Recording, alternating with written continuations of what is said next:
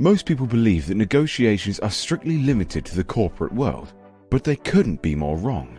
We spend most of our lives negotiating for resources and attention. At the end of the day, every situation that involves other people is inherently a collaboration for you to both get what you want. This is why learning to negotiate will only help you improve your professional and personal life.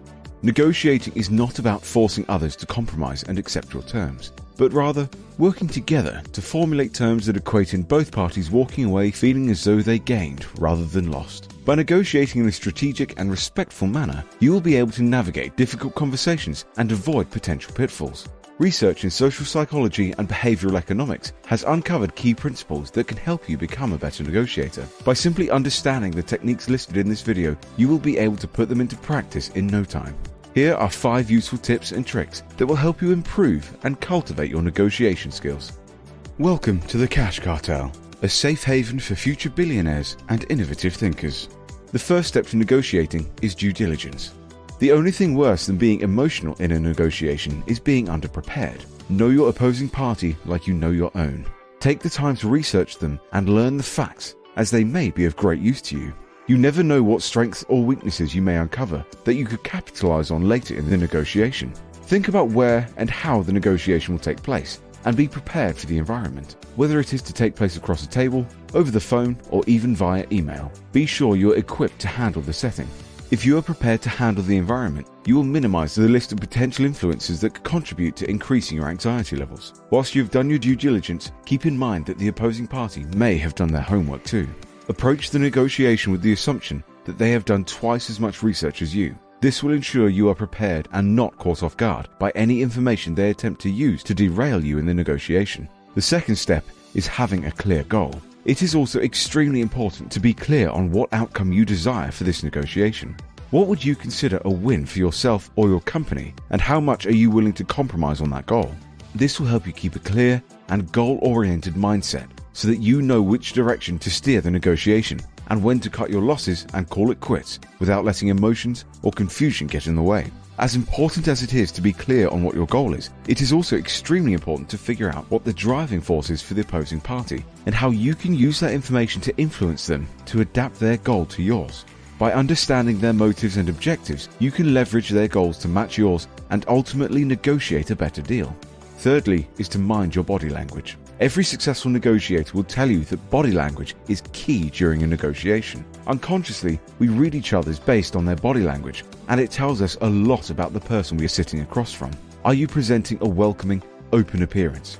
Or are you closed off and unwelcoming? Something as tiny as crossing your arms can make the opposing party feel distrusting of you, and they won't even know why. Be sure to show interest and warmth throughout the interaction. Another useful trick is mirroring. We like those who are most like us.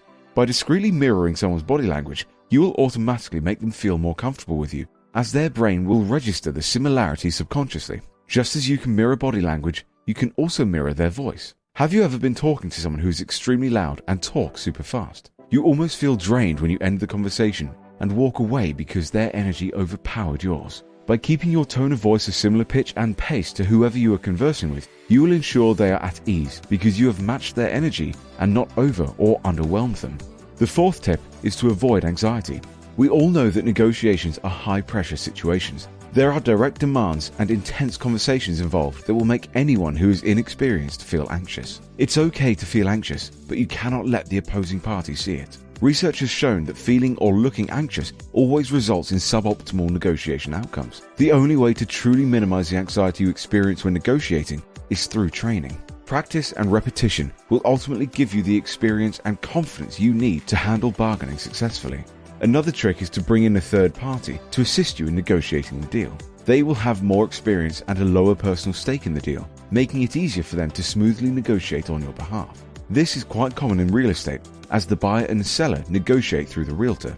Like anxiety, anger is a negative emotion. Except instead of being inward focused, anger is usually outward focused. Negotiations can be intense, and it is not unusual for emotions like anger to flare up. While some researchers believe anger can be useful in a negotiation, we don't recommend it unless you know how to channel the anger productively into striking a good deal. Anger is an emotion, and emotions cloud our judgment. Rather take a neutral standpoint and negotiate effectively then let your emotions overcome you. The fifth tip is to avoid bluffing. It may be tempting to withhold information and try to influence the opposing party into making decisions that benefit you, but this does not guarantee they will respond positively. It is far more constructive to be clear on what you want. You may even find them more receptive to the truth. Bluffing and resistance shows a lack of confidence, whereas by remaining calm, you can easily keep the conversation on track and productive. Additionally, be sure to keep the contents of the conversation simple. Do not overload the opposing party with information and various options, as this can stall decision-making because of a fear of making the wrong choice. Bluffing is highly risky, because if the other side calls your bluff, you will have to follow through. Lying is never acceptable in collaborative negotiations. If you are caught lying, you will lose any rapport and trust you may have been able to build with the opposing party. So avoid lying and stick to the facts. There you have it. Our 5 tips to get you on your way to being a master negotiator. By implementing these tips, you will be equipped to cultivate long-term relationships and build rapport in no time. Mastering the art of negotiation can bring many benefits, including the ability to work more effectively with individuals or groups of different cultures. Learning to negotiate can also help improve our emotional intelligence and communication skills. Now, we can't guarantee that every negotiation will close with an agreement being reached, but it is important to always part as friends. Never, ever burn your bridges, as you may never know if you will need to cross those rivers again. Take action now. Continue watching our videos so that you can begin the journey and unlock infinite wealth and success in your life today.